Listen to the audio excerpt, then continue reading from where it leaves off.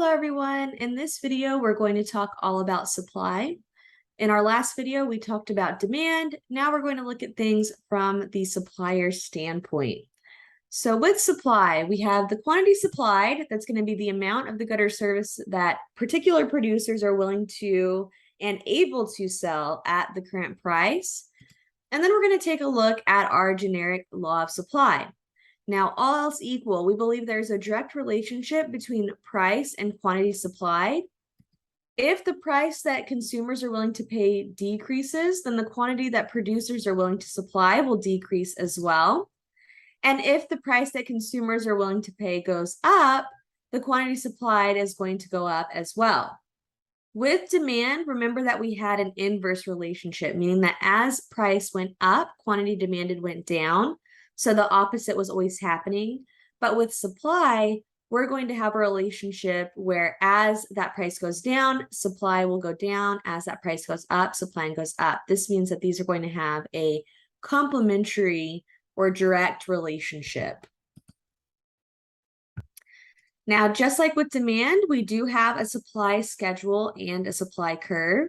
The supply schedule will just be a table that shows the relationship between the price and the quantity supplied, whereas that supply curve is going to be the graphic representation of that. On this slide, you'll see a supply schedule that's showing us Pure Fish Food supply schedule. So this is going to be a producer. And we're seeing that as the price of salmon per pound goes up, that pounds of salmon supplied will go up as well. So at higher prices, we have a higher quantity that we will supply from that producer standpoint. And as that price of salmon per pound goes down, then that quantity that we're supplying will go down as well. Now, remember, we're keeping in mind that nothing else is changing except that price and quantity supplied. Market supply is going to work the same way with supply as it did with market demand. So in this case, this is just going to be a horizontal sum of all individual quantities supplied by each seller in the market at each price. There are many ways that we can convey information, and we can do this with a supply schedule, which is going to be that table, or with a supply curve that's going to be a graph, and we can also use equations. Again, this is just adding up the supply of all potential sellers of a particular good. What that looks like with the supply schedule, in this case, we have Pure Food Fish's supply and City Fish's supply. And we're just going to take the price and the quantity supplied at each particular level and add those together, and we get that market supply. So at $20 being the price of salmon, Pure Food will supply 800 pounds. City Fish will supply 200 pounds. The overall market supply available will be 1,000 pounds. If the price is $10, that's the price that consumers are willing to pay. Pure Food will only supply 400 pounds. City Fish will only supply 100 pounds. Market supply will only be 500 pounds. Now, just like with demand, we have two different ways that supply can change. We can have a change in the quantity supplied versus a change in supply as a whole. This is very important to keep in mind. A change in quantity supplied is just movement along that supply curve, so just on that line. And this is caused by a change in the price of the good. And it's just a different point on that same supply curve, whereas a change in supply itself will be a shift where that entire curve jumps to the left or the right. And this is going to be caused by changes in anything other than price. And different supply curves will be created either to the left or to the right. So changes in supply. In this particular example, we're looking at the price per cup of coffee and the quantity or cups of coffee that will be supplied. If the price is changing, we're just going to move along S1. So it's just going to be points along this exact curve. But if anything other than price happens, we're going to have that entire curve jump either to the left or the right. So you can see here at $3, we have Q1 as our quantity supplied. But let's say that we had an overall decrease in supply as a whole, and that entire curve shifts to the left. So maybe a hurricane comes through, it destroys all of the coffee crop, and sellers are able to produce less, meaning that the entire supply jumps to the left. We had a decrease in total, and at $3 per cup of coffee, that overall quantity supplied is going to go down, even though before we were going to supply more, just because we don't have that supply, something other than price changed. Now, if there becomes a new way to brew coffee that's a lot more efficient, it costs a lot less, then regardless of what's going on with price, that overall supply is going to jump to the right. The entire curve will move to the right. And at $3 per cup, that quantity supplied is going to be even greater because it's now easier and more efficient for us as a whole to produce that product. Now, things that might cause that curve to shift: the cost of inputs. So if I'm a coffee supplier, the resources that I need to use in that production process, if their price changes, I'm going to have to shift my supply. It could also be changes in technology or the production process. So maybe we learn more about producing a product that allows us to be more efficient, and we're going to get a little bit better as well. So production inputs can be things like labor, raw materials, electricity, or machinery.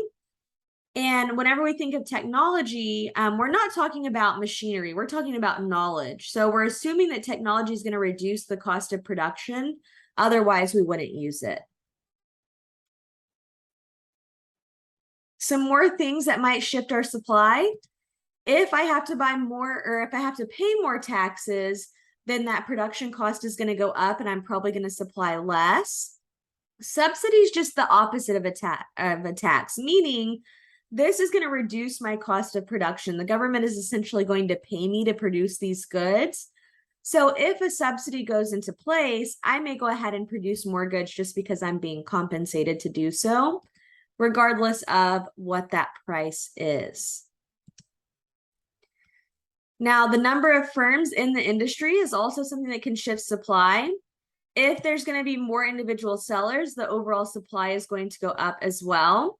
And then what my price expectations are. Do I think that the prices are going to go up tomorrow? If so, I want to delay sales. So I want to decrease that supply so that in the future I can put out more supply and make more money. Now, something to think about is, let's say that you own land that has a great deal of oil on it. If you think that in the future the price of oil is going to be higher than the price of oil today, you may wait and not provide your oil or pump it out and sell it today because you know that later on down the road you're going to make more. Now, this isn't necessarily possible for all goods.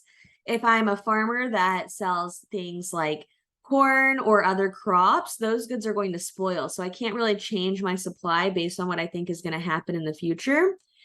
But the expectation that price will change will alter the supply of oil or certain goods that don't spoil.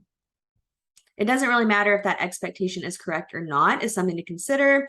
It's just what they think will happen is going to affect how much supply they put out today. So a little practice what we know. In this case, we're assuming the price of cheese decreases. We're saying what's going to happen in the pizza market. Well, cheese is an input of making pizza, and if an input cost goes down, the overall production cost of making pizza will go down as well. So we can assume that the supply of pizza will increase. Keep in mind that an increase in the price of cheese would reduce the quantity demanded of cheese, but the price of cheese is a non-price factor for the supply of pizza. Now, on this slide, we're saying which of the following will cause a supply curve for oranges to shift to the left. So keep in mind that when we say an overall shift to the left, we're saying that the supply itself as a whole is going down, and this is a non-price change. So we know that this won't be movement along the curve. We know it has to be something that negatively impacts the supply of oranges. So it can't be choice A, because the government subsidy to orange growers would mean that they would want to supply more.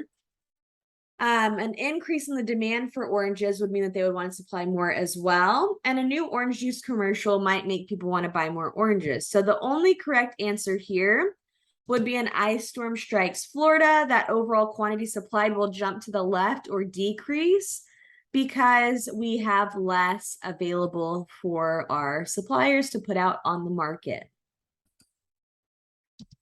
We'll go ahead and take a look at one final practice what you know before we end this video. So we're asking which of the following will most likely cause a decrease in the supply of most fruits and vegetables? So an increase in the demand for meat, not necessarily. The introduction of an environmentally friendly pesticide, that's not going to decrease our supply. A decrease in the price of corn and rice, not going to decrease our supply as well. But harsh punishments for farmers who hire undocumented workers might decrease that supply because they have less people available to help them with that production. So we're going to go ahead and end this video here. If you're feeling pretty confident on supply, you can head over to Blackboard to watch the next one. Thank you.